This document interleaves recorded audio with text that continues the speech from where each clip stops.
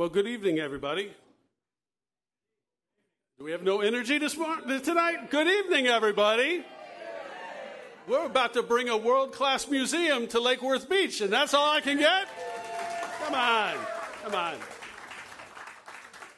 Welcome to our second event, community event for the Wiener Museum of Decorative Arts Mixed-Use Cultural Arts Campus. We also call it WMODA. My name is Paul Miller, and I'm with the R. Miller Consulting Group. We're part of the team of economic development professionals that are working with the other folks that you're going to meet tonight from WMODA that are helping to bring this project into reality. We had 105 folks registered for this event tonight. We're glad that so many of you did make it. We're going to allow people to keep coming in, but you're giving your Wednesday night to us, so please give yourselves a hand for being here tonight. And I can tell you that the cookies are low calorie, so please fill your pockets as you go out because none of us need them. Our first virtual meeting last month was a great success, and now we're very excited to see some of the faces of the names that we met through the virtual meeting, and also that we've been meeting through phone calls and various forums, the newsletter, our website, to actually meet you in person tonight and have you here tonight to hear about the vision and the concepts is very important to us. We're excited to show you some of the designs and concepts tonight that we feel brings art, passion, and value to your growing downtown. And we hope that by you being here tonight, participating in getting our newsletter, participating in the virtual forum, speaking with us in community groups, that this doesn't just become our project, it becomes your project as well. That's very important to us that we involve community, and it is what the commitment we made to the CRA board and the commission. We're hosting this charrette tonight to show you the current project vision as it stands, get input from you as we streamline the design process, and earn your support for this project as we move forward. Public-private partnerships, or P3s, and you're going to be hearing more of them, are most effective when these types of early conceptual schematic meetings are held, where we can get input from stakeholders such as yourselves, the community, residents, business owners, people that it's going to actually affect. Because it's at this time that we can actually make changes, if feasible, both financially, structurally, and otherwise, to our designs while it's in an early phase. You all should have received an agenda when you came in tonight. As I said, we do have a short time frame. We're only here till 8 o'clock. We've got a lot to go over, and we want to be respectful to the folks at the hatch who are here helping us coordinate this, as we are to you, and be able to get as much input and let you hear about what's going on with this project. Before we begin, I'd like to recognize our city and CRA officials that are joining us here tonight. From the city, we have Mayor Resch and Commissioner Mimi May. And did any of the other three commissioners sneak in while folks were coming in? I didn't think so. But. Okay. From our CRA board, we have Chair Carla Bloxon.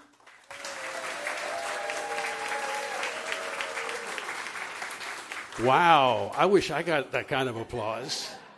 That's pretty cool. Drew Bartlett.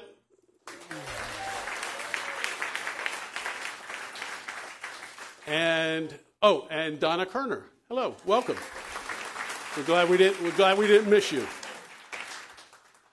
At this time, I'd like to introduce our panelists, starting with Renee Miller from R. Miller Consulting Group, Ed Shim from HLW Architecture, Anna Amari from HLW. I'm going to leave the two people in the center for a little bit longer. They get their own special introduction. And then Merwan El Kasi from Bowler Engineering. You're going to have moderators at your tables tonight. Some of you have a full table. Some of you only have a couple people at your table. The folks that only have a couple people, you're going to have a lot more input than the people that got a full table. So if you decide that you want to move around, that's entirely okay. The moderators, folks, tonight, they're not seat fillers, they're not stand-ins, they're not people that we dragged in to say, oh, can you go through this?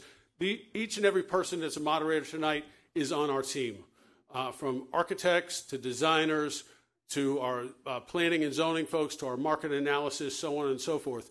So they're intricately aware of the nature of this project and what it means, and we'll be able to answer your questions.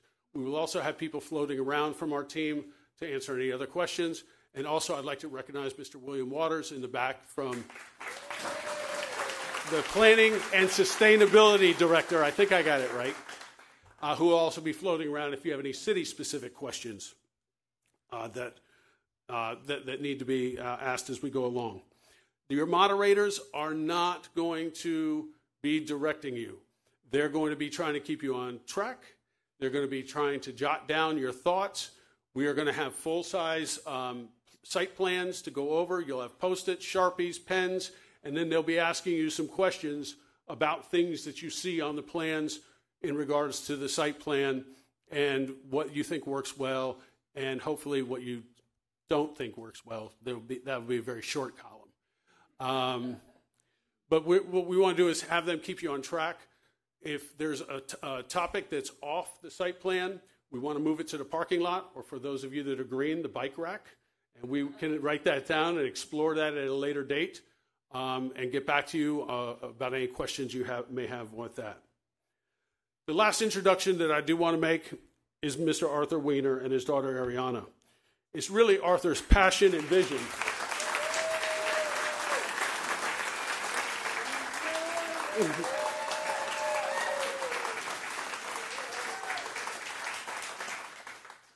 It's truly his passion and vision that's allowed our great team, and really, I got to tell you, I enjoy working with all these people that I never met before, to get this project moving, working with the city. You all have a great city staff and CRA staff that represent the city very well, very competent, professional folks. And the vision that he has to bring this museum and the overall campus here is what is driving us to deliver a project that is just superior. And so with that, I'd like to offer Arthur to say a few words.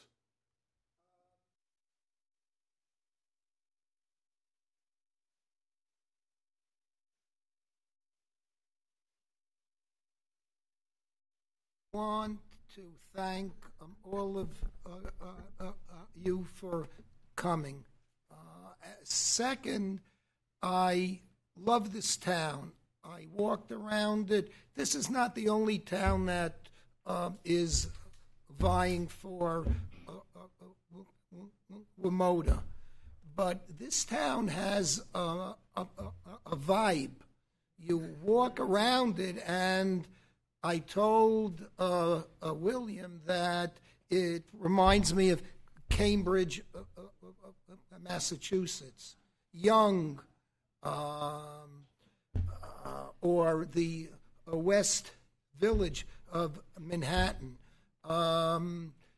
You might ask why I want to share this. I don't want to brag, but it is a world-class collection. We have glass, Dale Chihuly, probably the largest private collection in the world. We have ceramics. We have Stratfordshire, which was English company for 200 years made ceramics. The ceramics were in Stoke-on-Trent. Why Stoke-on-Trent? That's where the clay was. That's where the canals were, where they could move the clay. And we have Ardmore. Ardmore is probably one of the favorite exhibitions. That's by the African people. I think the Zulu tribe. And each piece is handmade, hand-painted. And that expresses the spirit of the creator. I'm talking too much, but I just want to say that I want to leave a legacy. And Ariana, my daughter, is part of the future. So nobody is indispensable, especially me. But again, there are plans for succession. Right? Succession is the right word? I mean, I don't think we need to be so fatalistic with this. We'll keep it light. Okay, so again, I would like children to come in and get their hands wet on a potter's wheel, especially minority children who have never had the same opportunity as Ariana, right? And that's not fair. It's not fair. I want them to get a drawing pad, colored pencils, go through the museum. We have probably the best museum director in the world. Louise, where are you? Please stand up. Yeah. She is, it's easy for me to sign checks. She's the heart and soul of the operation, right? What else? Save your questions for later. I talk. Thank you. Thank you. So just to introduce myself, I'm Ariana. I'm one of Arthur's 4 children. I'm number 3. This is my second time down here over the past few months, and both times we've walked around, seen the downtown, gone to the beach, gone to Benny's on the beach, and I really, really enjoy it here. I think you guys have a great town. I think there's great spirit, obviously very creative, very artistic, and we have been looking for a permanent home for the museum for many years, and I really think that Lake Worth is it.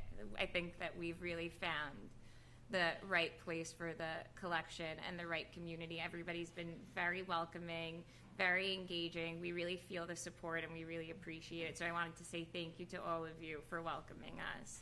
It really means a lot.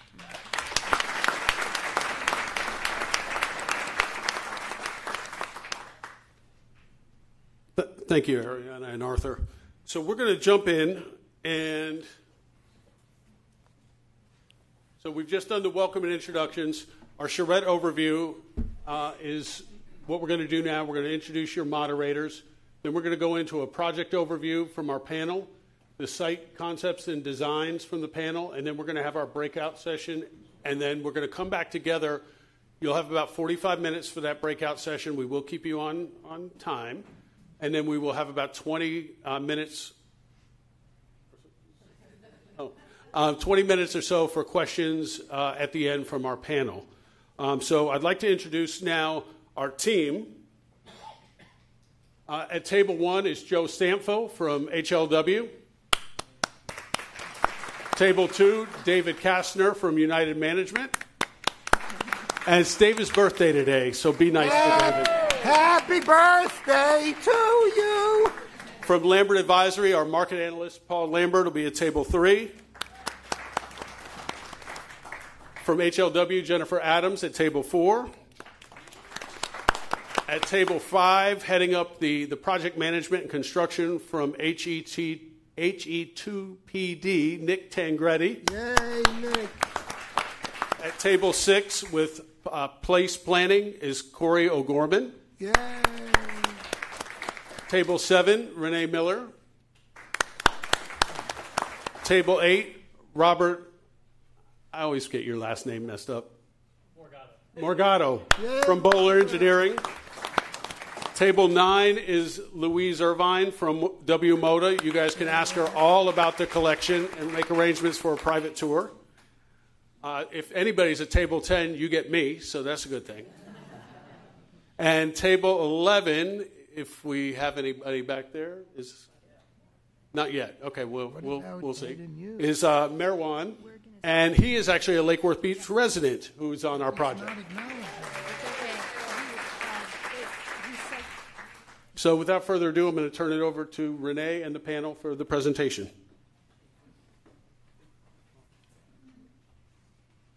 you, Paul. Good evening, everyone.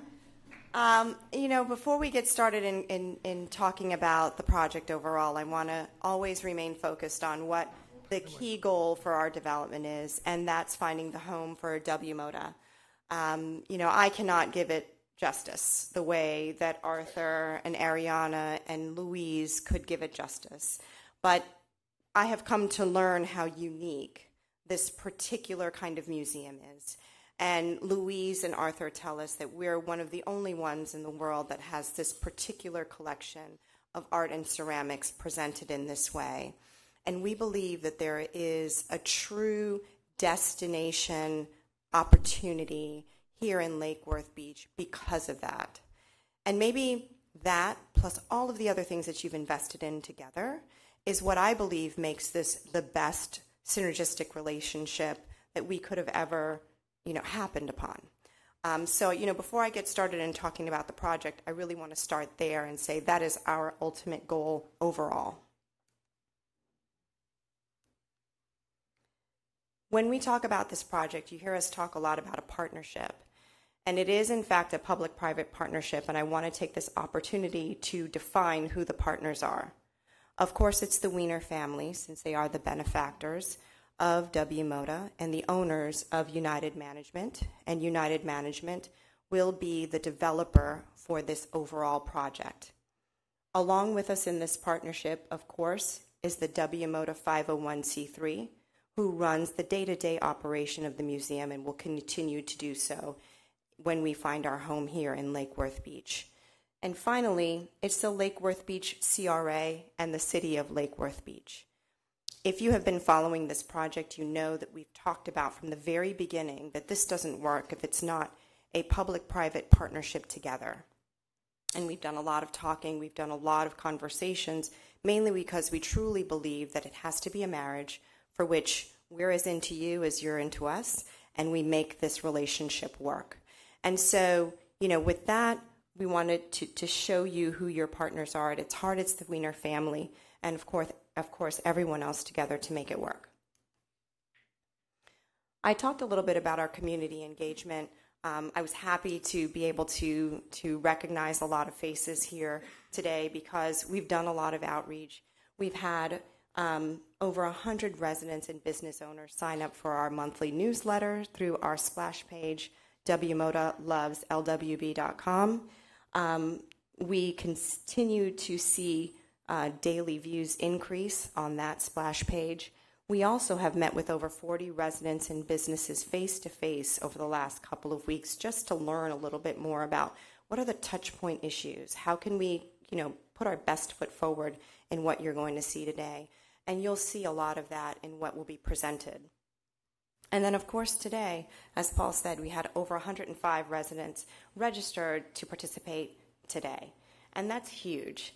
We're very excited about the excitement and the engagement, and we welcome all of your comments. So many people have asked us, what is the critical path for this project? And when we, developed this process, we saw it as a 5-step process, starting first with mobilization and research, which we did in the months of February and March, site planning and analysis, which we concluded in the month of April, and right now we're sitting in our collaboration and scenario development timeframe. And you'll see at the bottom here, we had our first virtual meeting in April. We continue to have community meetings in May, and of course with the culmination of this community charrette. So what I want to reinforce is that the information that we take from you tonight is what we are going to use to help us to finalize our plan. Nothing is finished, nothing is set in stone. We needed to have this meeting today in order to be able to ultimately, is it me? Does it not like me? Something. In order to be able to finalize the site plan and be able to bring back what we would like to present as final, taking all of your feedback into consideration. Does that mean that we're going to be able to say yes to everything that you asked for today? No, but we will try. And if we can't do it, we certainly will say we can't, and this is why. And then we move into our final vision, And our P3, when we refer to P3, that's what we're talking about for public-private partnership, which is what I explained when we first started. Our P3 negotiation of terms, all of these things, of course, have to be committed to legal documentation. We are working with city funds, our funds and city funds in partnership. So all of that will need to be negotiated. At the end, we are working towards a formal agreement and site plan finalization. That's what success looks like. But all of those things that I said happens in a 6-month time period.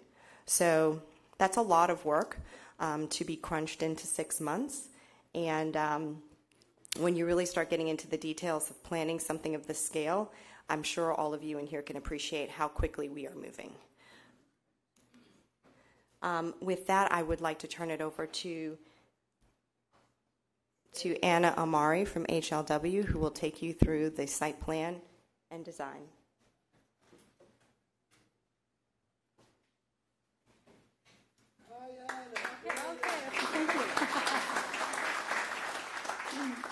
Thank you. Our team has worked very hard today to give you a little bit of everything. This is a snapshot in time for us. As Renee mentioned, we're in concept, preliminary design.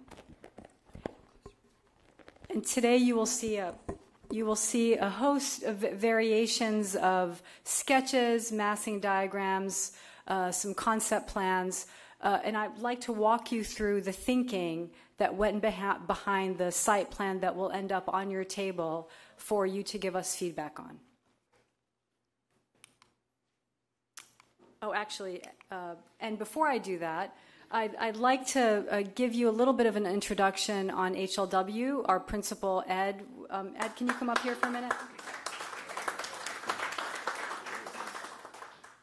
For a minute, we thought we were going to skip the introduction of our firm. But it is important equally for you all to understand who we are as an organization. We are not just the architects for Arthur and his family for this wonderful project, but we are architects who have done work all over the world, and we do have an office and a home just 15 minutes north of here, south of here? North, in West Palm Beach. Okay, so we're not foreigners. We have one of my partners who's heading up this job who couldn't be here today, was raised in Jupiter, Florida, so he's a local.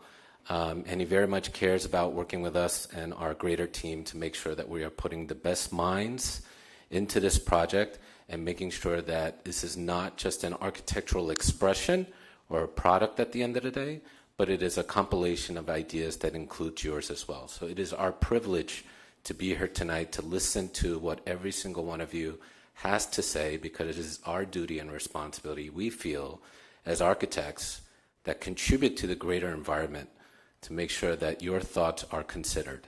So this is not just going through the motions. I want to reiterate that. We are a client-focused design thinking firm, but one of our mottos is that our work tells your story. That is our motto. If you go into our HLW website, that is a motto that we take pride in, great pride in through all the various clientele that we have worked with all over the world. And that carries across many different sectors, whether it be residential, whether it be commercial clients, whether it be media and entertainment clients or hotels. I mean, we've worked with all of them. I've been in this industry for about 30 years now. I've been with the firm for 20 years, and I will tell you, I have not yet worked with a developer who's willing to do just this, which is to sit with the community and get their feedback. Again, just some of our work. We have done work in various parts of Florida, but this is our first for Lake Worth Beach, and we want to make sure that we put a very good building together and really create a great place, a destination, if you will, for not just the community at Lake Worth Beach, but bringing people from all over and make this an attraction. We are not just an architecture firm. We also do interior design. We do landscaping. We do master planning. We do sustainability.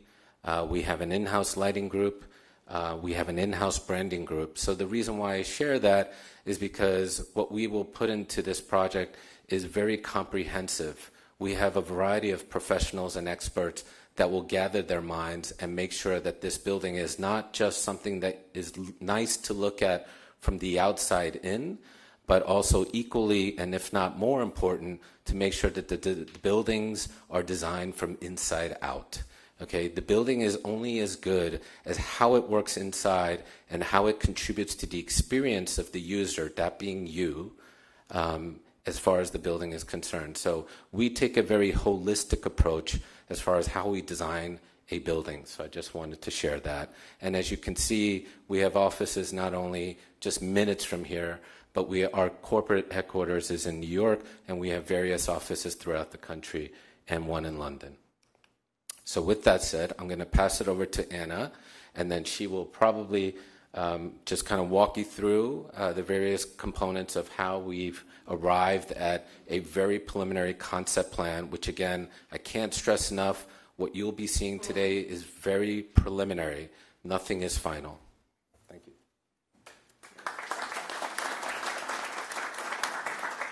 Great. So we're going to start with site context. We're going to share some driving principles on the project, and finally give you an overview of the project scope, summary, and design studies. I believe you're probably very aware of the site, but it is at 501 Lake Avenue, west of the Federal Highway, about 10 blocks west of the beach and Bryant Park. To the image to the right is an aerial view that shows the site in a little bit more detail. And what's important here is to note the scale of the buildings. To the south are more residential, single family, multifamily, and as you go north, it crescendos to a little bit larger as it appropriate to the commercial district on the main street. Zooming in a little closer, an aerial of the site proper. It is about 1.7 acres. It is bound by South M Street to the east, South L Street to the west, the frontage on Lake Avenue, as well as First Avenue South, excuse me. There is an alley between the site that will need to remain operable, and we're integrating that into the planning. This is on the right is a survey, left aerial view of that survey, also of the site. And on the survey, we have identified the 4 existing buildings that are contributing buildings. In order for this project to meet the goals and to be a success for what is planned and the vision, the 4 buildings will need to be relocated. In today's presentation, we'll share that location in preceding slides. 2 destination points that are within eyesight of the site are the historical museum that is diagonally across the street to the northeast, as well as a park that is directly at the end or along the western portion of the alley, the existing alley. We've identified the north portion of the site to be the museum site, the site where the portion of land where the museum will be located, and the south portion as the location where the residential will be located, also appropriate to the districts within each of these land masses exist. Driving principles for our approach to this is first and foremost urban connectivity, implementing urban design and planning principles that engage with the community. And we'll be sharing examples of how to do that over the course of this presentation. Celebrating the arts. This is a museum, and as Arthur mentioned, his collection is really robust. It's incredibly exciting. We toured his thousands of pieces that are currently on view, and it's a dream for any architect to work on a project like this. So the artistic element to this, to reinforce the already existing cultural district and art movements that are happening in the town, we see the synergy with that in this project. And finally, to do all the above within a building that is contextual and appropriate to both the climate and the history and culture of Lake Worth Beach. On that, the 2 buildings, the museum to the north and the residential to the south, fall in 2 historic districts. The first one being the downtown historic district to the north, and the Southeast Lucerne district to the south. The Southeast Lucerne, of course, being of coastal cottages, and the downtown district of Moorish revival, Spanish colonial, Mediterranean revival, as well as Art Deco. This is significant because we want to ensure that there is a nod, and that this is our inspiration for the aesthetic that will be coming to the building enclosures. Some examples specifically of Art Deco patterning, also an inspiration and relevant in that we noted a lot of the Lake Worth beach signage has embraced some of these symbols from the Art Deco movement. So looking at what this means in the context of a site plan for development. As mentioned, we're locating the museum at the land plot to the north and the residential to the south. We're looking to reinforce three ideas: permeability, connectivity, and activation. Permeability to ensure that the massing of this development is not like a wall. There will be an opening where you can see through into a courtyard, so it's planned around an internal courtyard. Connectivity as much as we can to the community, and activation by reinforcing this idea where this alley could become an art walk. Still an operable alley as needed to the function of the neighborhood, but can also be something else that relates to the synergy of the building, of the museum building to the north and the residential to the south. This is a site plan, as a drawn site plan, as it relates to the bulk of what I just stated. Again, museum to the north, fronting Lake Avenue, the residential development to the south. There is a view corridor into the courtyard. We have planned for, and the art walk that's between the two. We have planned for underground parking to serve the bulk of the residential requirements, with parking for museum to be at a potential site indicated to the west of this development, shown in the dashed blue line, and the 4 contributing buildings lining that, facing First Avenue South at the intersection of South K Street, as shown on this plan. Just a quick layout of the underground parking. We're able, from our estimate, we can yield a number that's appropriate to this residential development for the residences that live on site. And again, the museum being potentially in that off-site location. Zooming in a little bit more to the ground level concept for planning to really support the idea of an art walk. The art walk is further activated and successful by what's the program that surrounds it.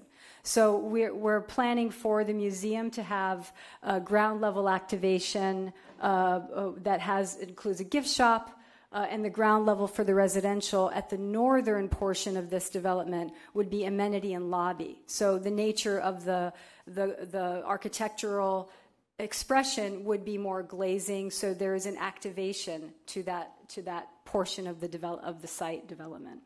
From a programmatic perspective, we have about 28,000 square feet of museum. That's 3 stories.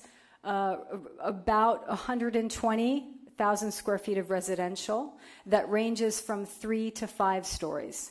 And that the stepping is something that we're integrating to ensure that it doesn't read as a wall, but appropriately starts low from the south and goes higher to the north as it goes towards the commercial district and the museum building. This is actually the site plan with the ground level floor plan that I just described, overlaid on an aerial. And this will be a printout that you'll have at your tables to provide us with your thoughts and feedback, which we look forward to. You were going to step in. Yes, thank you. I think this is a great opportunity to talk a little bit about some of the elements that Anna has been walking through. You hear us talk a lot about parking. As we As we began this process, we knew that we had a lot of redevelopment goals that we had to achieve. Redevelopment goals that had been put out there by the city and the CRA, concerns that had been put out there previously by the community for preservation of the contributing buildings to ensure that whatever structure that we put forward was consistent with the surrounding areas. Concern that we had some permeability, concern that we were thoughtful when it came to the massing of the structure itself. Those are a lot of things, plus concern for us to ensure that overall, whatever it is that we build is economically sustainable and supports the long-term operation of the museum. So all of those things we had to kind of package into what it is that you're seeing today. That hinges a lot on our ability to do the subterranean parking to support the residential, but also hinges on a potential partnership with the city for the construction of a parking garage on K. The city for many years has been thinking about this. We are talking about this with them in the very beginning stages, but in this potential public-private partnership structure, we would be able then to move the parking that would support the museum to that structure and partner with the city to pay for and construct that parking structure. We believe for many reasons it is good for the site. It ensures that we don't have to amass more concrete on the location to support the parking. It ensures that we'll be able to have some economic development added value to the downtown. And we know that our peak time is very different than your peak time. So we think that this would be a win-win, not only for us, but for the community and all of the redevelopment goals that we talked about. Of course, the devil is in the details, but I do want to bring that forward as a concept that we are talking about. I'll turn it over to William to talk about anything that I might have missed with respect to the potential parking structure conversation.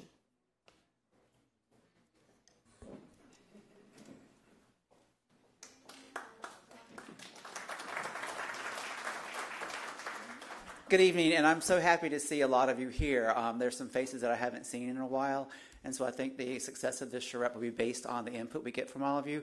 But as Renee mentioned, this is a unique opportunity that I know the city, and I'm sorry that Joan could not be here, Oliva.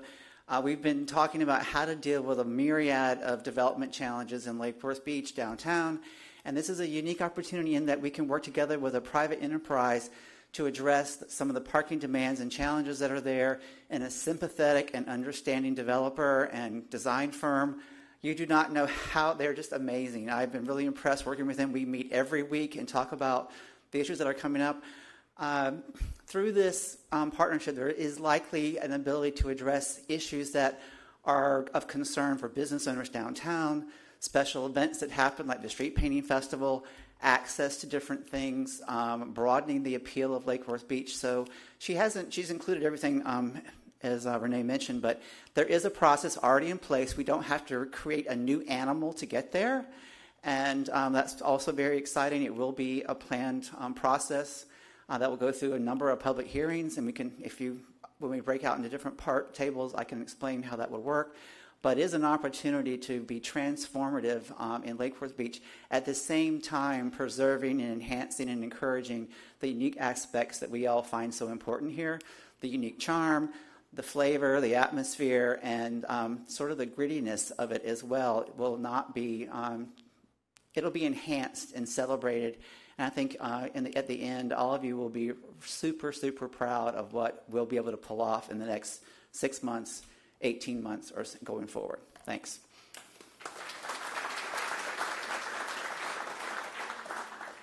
And one last thing that I do want to highlight about this, we gave a lot of thought to those contributing structures and where we think contextually would be a value added.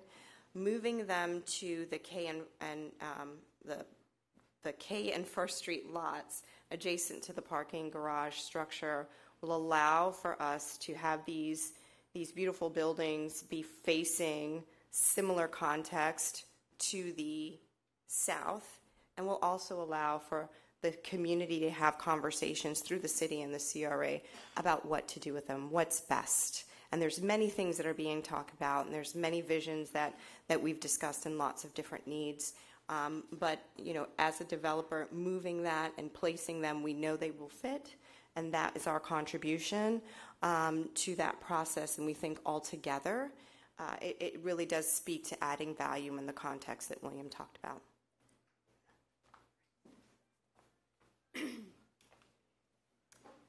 Excuse me. Reference images on the clearly taller than I am. Reference images on the spirit of the art walk. The idea is that it would be a pedestrian-friendly place, potentially even with the activation of the museum and the amenity at the residential, could actually be a destination place. But the idea is that we're introducing the paving, landscaping, lighting, first and foremost, so it can be walkable. It also needs to be drivable, but the idea is for it to be to embrace a sense of place. And if there are workshops similar to what Arthur was talking about before, that could spill out into that place, which reinforces that engagement with the community. This is a diagram of the museum. This isn't the floor plan necessarily, but it indicates a few things. That the cafe would be at the ground level on Lake Avenue, the museum shop on South M Street, with the entrance off of Lake Avenue. We're trying to straddle the program so that it allows for activation to the south on the art walk, but of course the prominent retail component is on the prominent retail street in Lake Worth Beach, which is Lake Avenue. These are massing diagrams that begin to show the idea of the buildings from the west and east. These don't show fenestration, they don't show design. We're not quite there yet, but it gives you an idea of the bulk of what we're looking at. The image on the left is a perspective from the western portion of the site looking towards the residential, which is yellow, and on the art walk.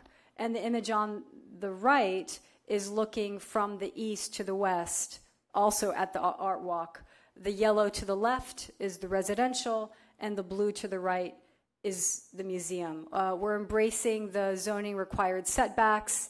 And again, as mentioned, the idea is to ensure that there is a staggering of heights on the residential development for it to be as appropriate as possible to the scale of the neighborhood. Reference images as it relates to the fenestration that would be introduced. The massing diagrams don't have the architectural expressions that break it down in scale, so we wanted to ensure that we referenced imagery of some of the components we're thinking about for shading and detail and other components that relate to the architectural story of this development. This is a sketch also. We haven't designed the skins yet, but this is an aerial view of the residential, which is to the left, indicating the stepping of the bulk of the residential from 3 levels to the south, going up to 4 and then 5 to the north. The art walk in between, and the museum that is looking to engage both Lake Avenue and the art walk. This is a sketch also. Again, we haven't designed it, so this isn't necessarily what it's going to look like, but it's symbolic in that it's indicating fenestration, projections, overhangs, screens, also in part to celebrate the idea of sustainable architecture and design, and that we're looking at as many ways in which to incorporate passive measures as it relates to ventilation and solar shading, optimizing building orientation, infusing greenery as much as possible, and embracing the idea and concept of walkability, which relates to the parking concept holistically, as well as the art walk, and embracing the idea of experiencing something in the space between the buildings. A sketch of the museum looking from the northeast corner. And what this is really intending to show, again, because it's not designed yet, but intending to show the ground level is activated.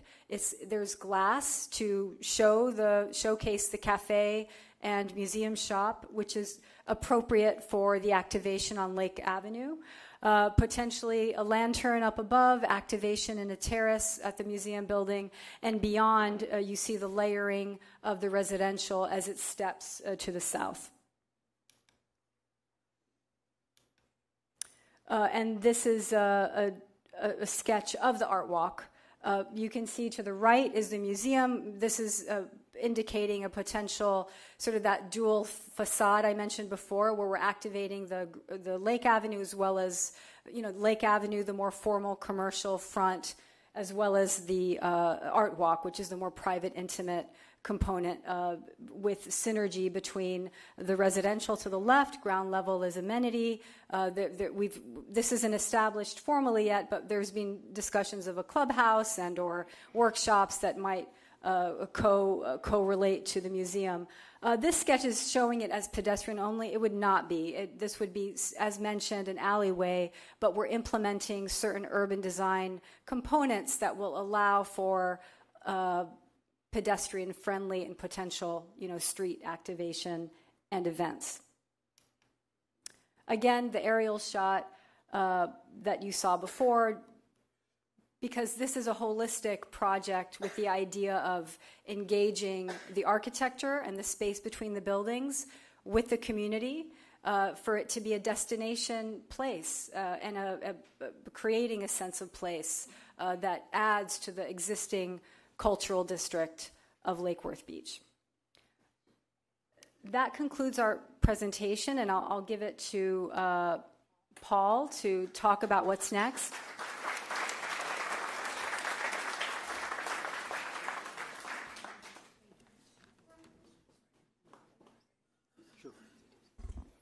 Okay, at this time, we're going to ask the moderators to go to their tables. And Ed and Anna, thank you, panel. Ed and Anna, if you guys can help pass out the site plans. If you are at a table with only a couple people and you'd like to consolidate into another table to be able to hear what other people are saying, please do. We're going to get started. It's 6:51. We're going to go on the clock at 6:55 for 45 minutes, so we do have some time for questions and answers. Please take this time. This is your time. Again, like we said, we hope you make this your project. And again, we thank you for being here, and we'll be back with you in a little bit.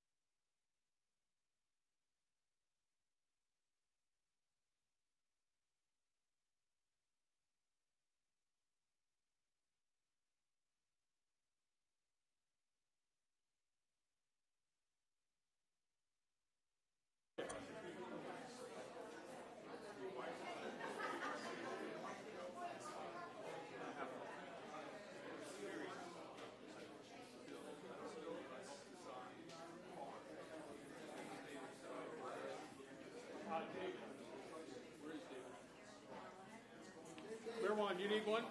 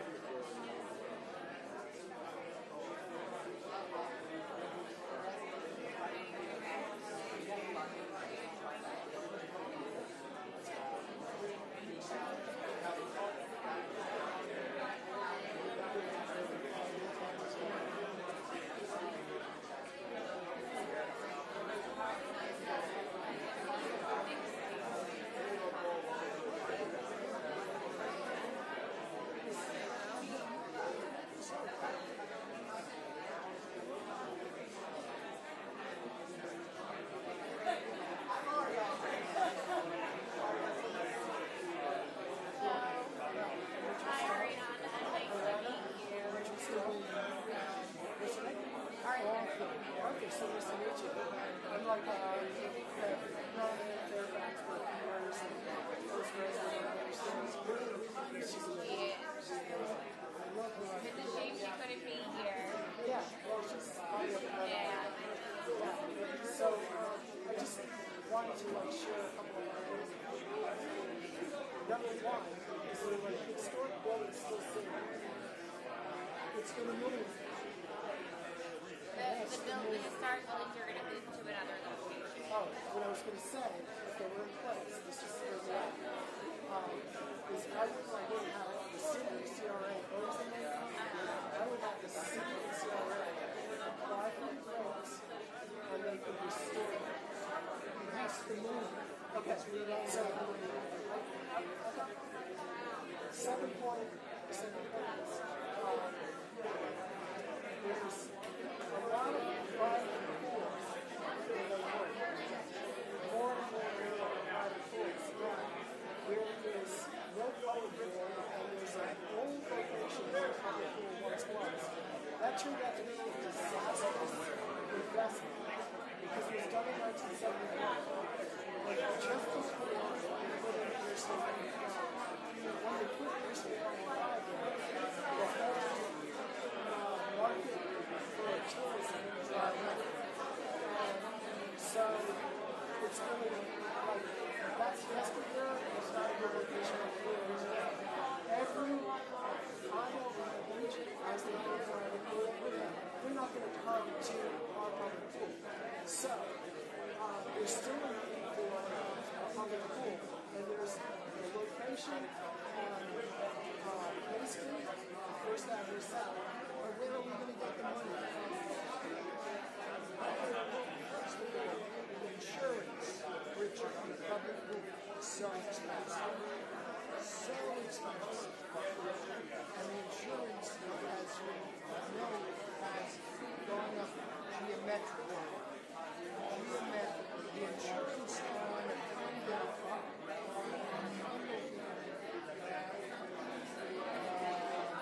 building went from 800 to $1,000,000.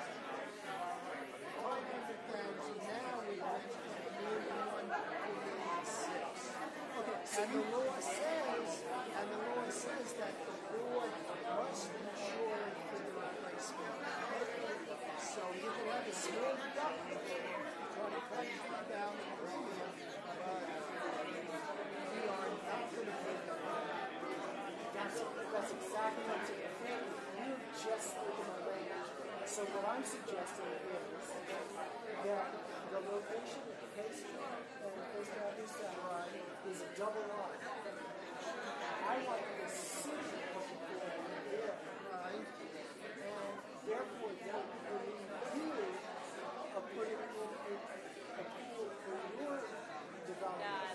So how far is that pool from my place? It's like a block. I like a block. I don't know if the tenants are going to want to know. Usually, which pool is within the complex. That's what I'm saying. This is, and I'm sorry, I'm going to exaggerate. No, this is a whole block of right. I was doing my math wrong, but it's a half a block. So, like, you have a building, like the street, building, alley, and then a pool. And so what I'm saying is, the tenants don't have to go there, by no means. But if they want to, like say, my girlfriend doesn't stay, so she's not going to go. She's going to get some. She's not going to go. No, they have to go. The people. It would be a nice amenity for the city. Anybody says that could be a business. The city, it's all about like it's a marketing. You have a marketing company that tells us what the competition is to rent the properties. Like if they have gyms, we have a gym. If they have a clubhouse, we have a clubhouse. They're going to tell us what you expect of the target market is for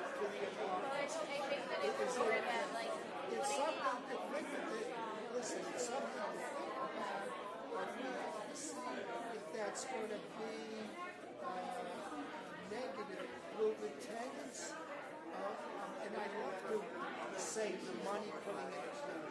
I would love to say the land for something other than a pool.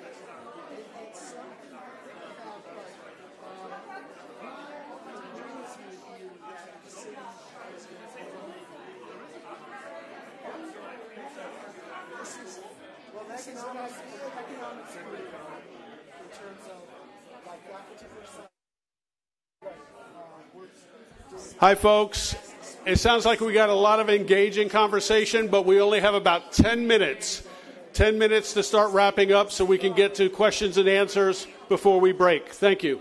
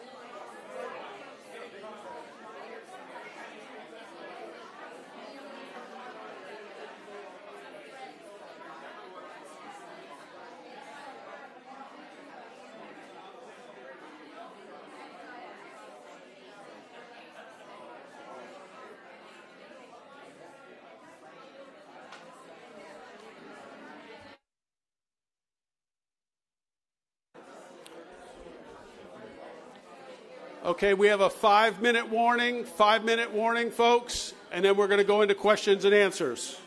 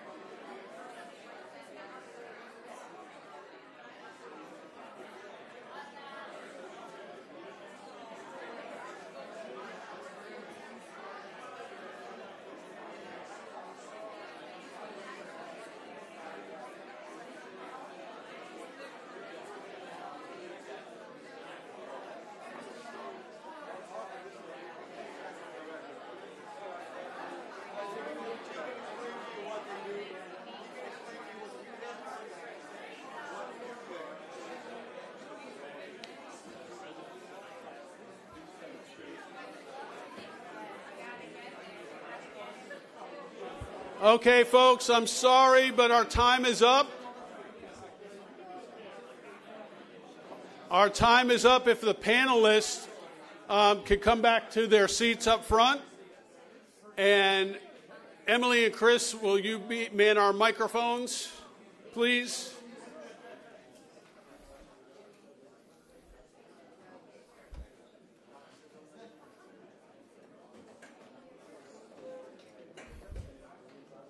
Renee, I'm sorry, I call you out, but that means you, panelists.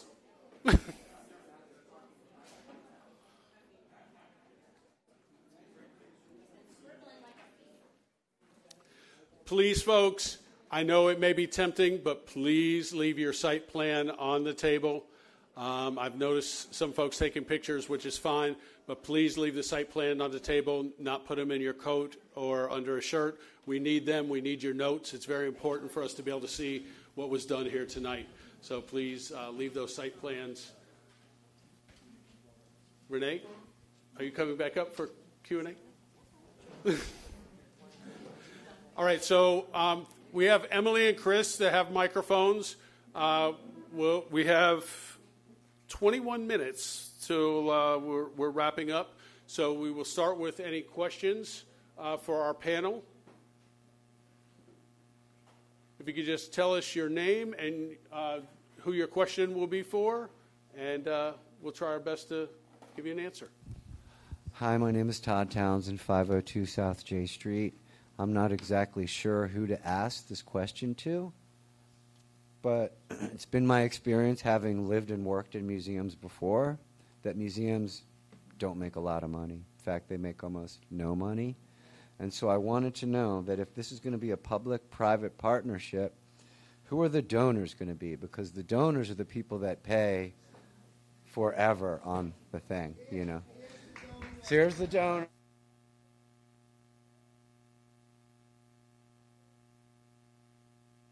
Louise's salary, or the staff, or the air conditioning, or increasing the collection, but we need the residential component to help subsidize the operation of the museum. That's the purpose of the restaurant. That is a source to defer and to subsidize. You're absolutely right. I don't know one museum on earth that makes a penny, right? And this is a 501c3, so it's nonprofit. Nonprofit. So, does that answer the question? Yeah, that was a really good answer for my question. Well, that's the only answer that's the truth. The residential component is necessary to help defray the cost. Right, and so far, is Louise here? Okay, so far the operation is at least $700,000 a year. At least. At least. Any other questions? Oh, you have another one. Go ahead. We're sitting right here in a wonderful spot in town here at the Hatch Building. This is a really big space right here, and it really doesn't get used a lot or very well. It only has like a few offices for a few people. Would you consider building your museum here in this spot, and then we could move our CRA to a downtown area? What is Would you the ever answer? consider Sit that? down and don't give up. Just sit down and don't frequently art displays this CRA puts up, and this is where we hold the Day of the Dead celebration. We're our migrant community here. So no, I totally do not agree with you. This museum needs I'm a little passionate about this subject. That's okay, and I get that. That's good. I will say thank you for your question, Todd, and ma'am, thank you for your response. I'm going to put him out there a little bit, and I told my group this. When you just said, well, that's a very good answer, it's a truthful answer. One thing Arthur said to us when we got this team together is, I want to make a marriage with wherever we build this museum, and a marriage is built on trust, and it's got to work both ways, and that's what you're getting from this gentleman. That's why the team is here tonight to do this. So, sir, in the back, you have a question? Not a question, just a comment. I live on the south side of town. You guys hear me? Yeah. Oh, they can't hear me at home. Because we're live streaming, we need the Got it. microphone. So I live on the south side of town, and I just am excited and very grateful to you guys for making an investment on the south side of town. I will do anything that I can to help get this through. Just excited for the project. It's wonderful for our part of the city. Let me say then that what we need is parking. The town has a great need for parking, and so does this development. Parking, parking, parking. I have a question for Louise. So, Louise, with the museum and the gift shop and the cafe, just this basically is your block. This whole block right here is your responsibility. About how many staff are required to run all of the components of the museum, the cafe, and the gift shop, and about how many jobs is that going to be?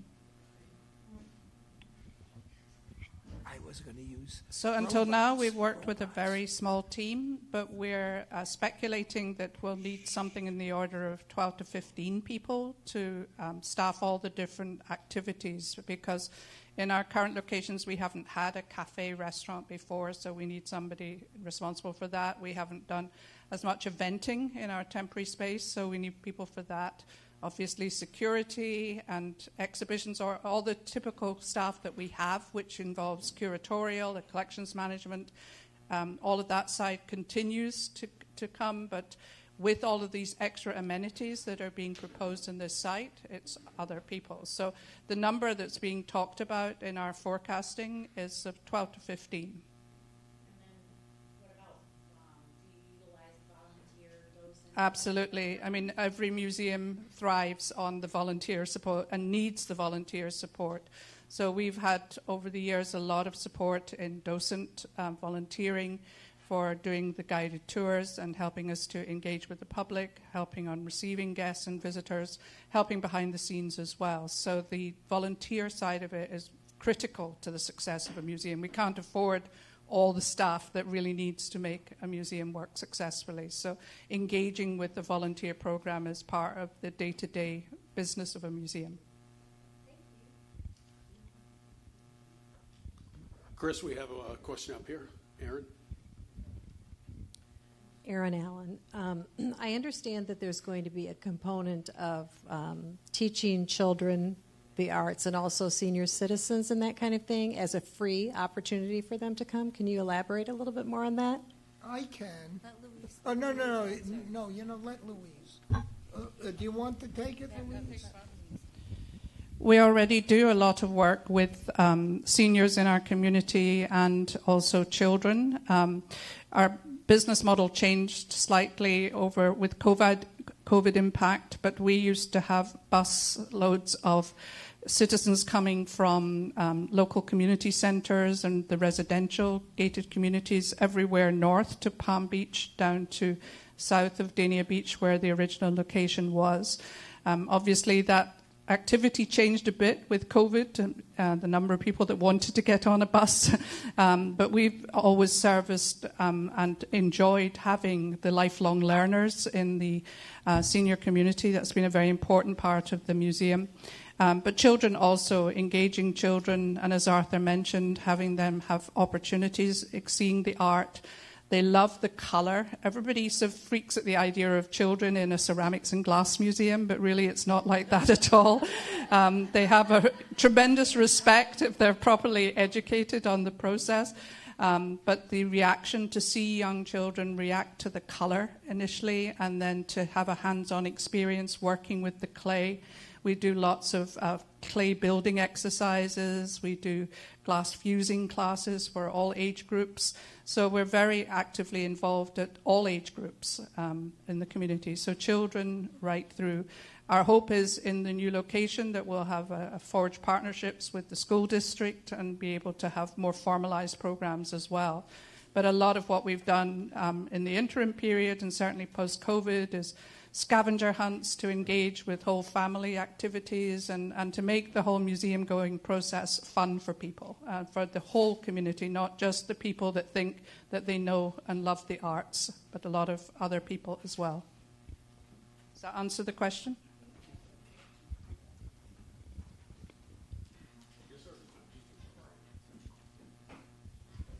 A follow-up to what Aaron just shared. It seems like in the county, all the schools with elementary and middle school kids during breaks and during the summer, they're looking for camps. It could be maybe a subsidized program, but the parents are still, and the grandparents are paying for their kids to go to camp for 2 or 3 months. This would be an incredible opportunity for those kids too.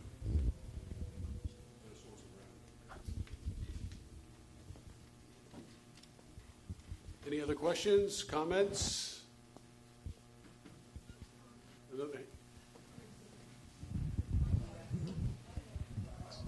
Michael McLeod. Related to the construction, you have 3 components, I guess. You have the museum, you have the residential, and you have the parking garage.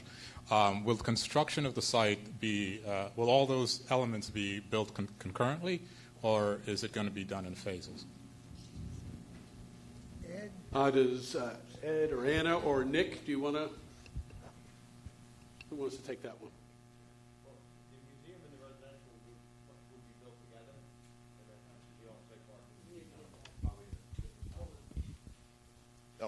So the museum and the residential, because it's one development, would be built at the same time. And then anything off-site would probably be done at a different time. And first off, we have to move those 4 houses and the contributing structures and then get the site ready and do the excavation and everything. All that would be done, as I say, at the same time here. If I could add to that, certainly it's highly dependent upon whatever conversations that we have with the city about timing. If it does happen, again, it's very preliminary. If we are able to work through those discussions and challenges, the timing of that would be a part of the overall conversation.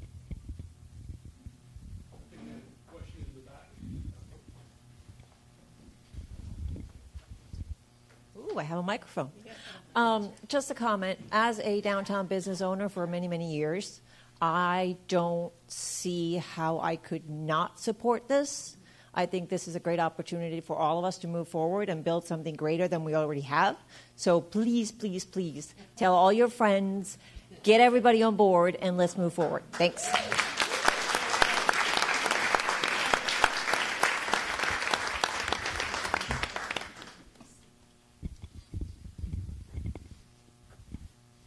Hello. I love this, but I've lived in a lot of places, too, where they've developed 3rd Street Promenade in Santa Monica. I've lived in Del Rey before Del Rey exploded. And the one thing, or 2 things I would say is, one, you guys need to have, like, every possible objection you can possibly think of covered really well, because this area is notorious for people who like to object to things. And so I would suggest strongly that you have a much better game plan for that, which is what you're developing here, so that when it comes to the point where it's going to decision time, that you're not going to run into things you didn't expect. The other thing that I would also say is that it's very important to also, I think about what this is going to do to change the city itself within 5 to 10 years of it being built.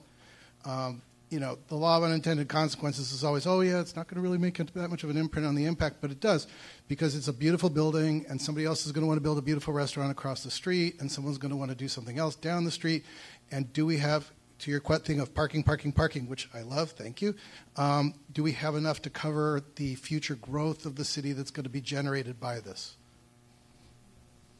I really think that's a question that we would defer to the city on, and I'm out of my I am taking off my person hat and my former city manager hat just to say, redevelopment is iterative, and you have to be nimble enough to figure out what the impacts are when it happens, and then move to address those. That's just basic laws of governance. True. And I think that the city has put forward a very well-written vision about what they want for the downtown to happen. And I think, all things considered, that vision includes growth, smart growth, sustainable growth. And I think if this happens, this is not outside of anything that has already been planned for in their overall vision. One of the things that we talked about when we first presented this to the community is alignment, and how significantly we were aligned with many of the goals that were established in the comprehensive plan for this community, the arts and culture master plan for this community, the CRA plan for this community, and the alignment with your existing land development codes for the downtown.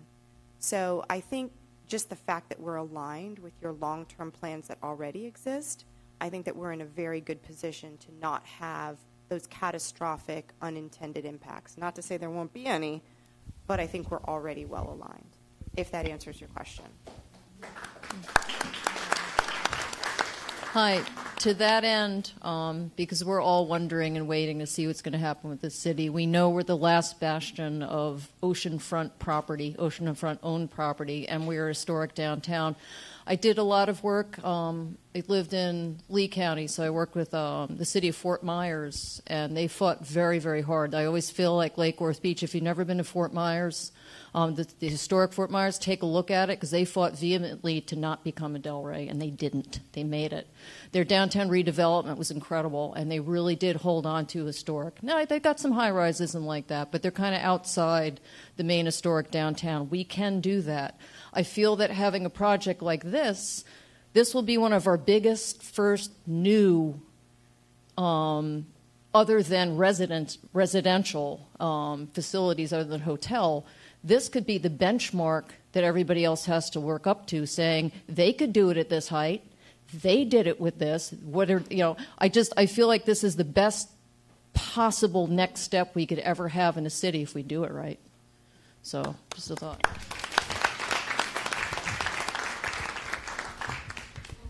Rames McLeod here. I love the site plan, but this only gives us the first floor. So I know you're going to take all our input from here and then come back. When you come back, instead of just sketches, are you really going to have some architectural design so we can see the facade of the building, if there's going to be overhangs for shading, what kind of trees you're looking at, some more of the actual the look of the building versus we know you're looking at the heights and things like that. Will that come when you come back with the feedback from here, or is that down the road further? Yeah. Yes. When we come back to the CRA board and the city commission, we have to be able to provide them with enough information, floor plates and renderings, so that they can understand what ultimately they are partnering with us for. The true P3 part, of course, is if we are moving forward with the parking garage, but still, they don't have to decide to give the property to us ultimately, right?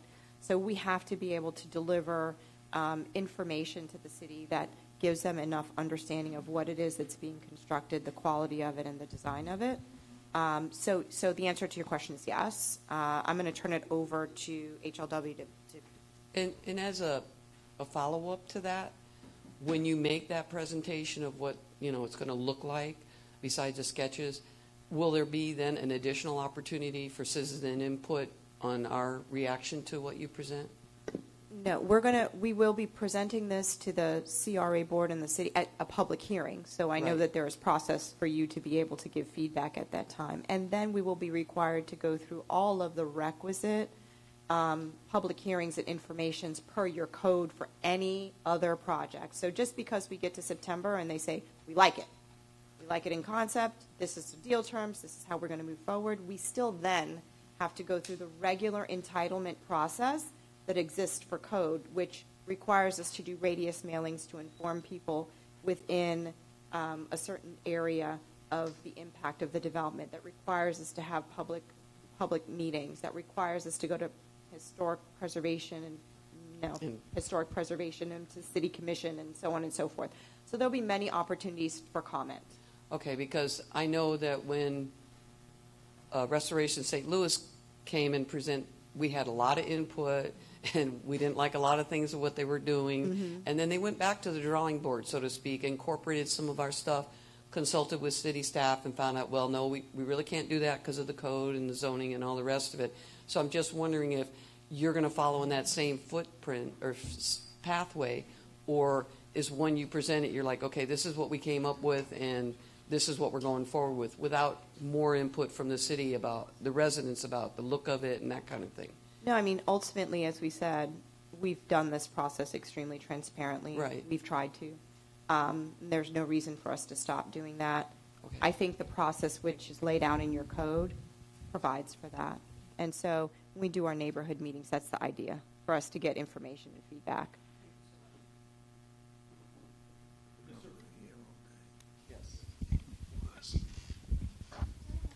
Hi there.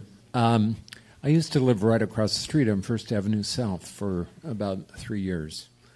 And it's the entire area around the downtown is filled with people who choose to live there because they are near the downtown. And I think a lot of focus should be put on the synergy between the museum and the residential structure so that the residential complex, the bigger building, really has a close relationship, theme, branding with the museum. And I would also encourage almost like an artist and residence program or something where you cycle artists that may feature their work in the museum and cycle them in and out of, a unit or two in the museum residences or whatever they're going to be called. But I see this being a real destination, international destination for us. Okay, we have time for one more. If we have one more question or comment. Okay. Well, listen, we thank you all very much for being here tonight. And to this gentleman in the black shirts comment, we are talking with everybody. And if you have a question, if you have a group that you'd like us to speak with or anybody individually, they can email us at WMODA@gmail.com. You can scan the QR code, go on our website, sign up for our newsletter, which next month will be publishing outcomes from this meeting. And we're always at your disposal because we want to hear from everybody. Because we want to know any challenges that we face. And we also want to make sure that the correct information is out there so that there's not anything floating around that may not be accurate. So again, thank you very much. Moderators, if you could please compile your packets of information and gather your site plans. Thank you all very much. And again, the low-calorie cookies are back there.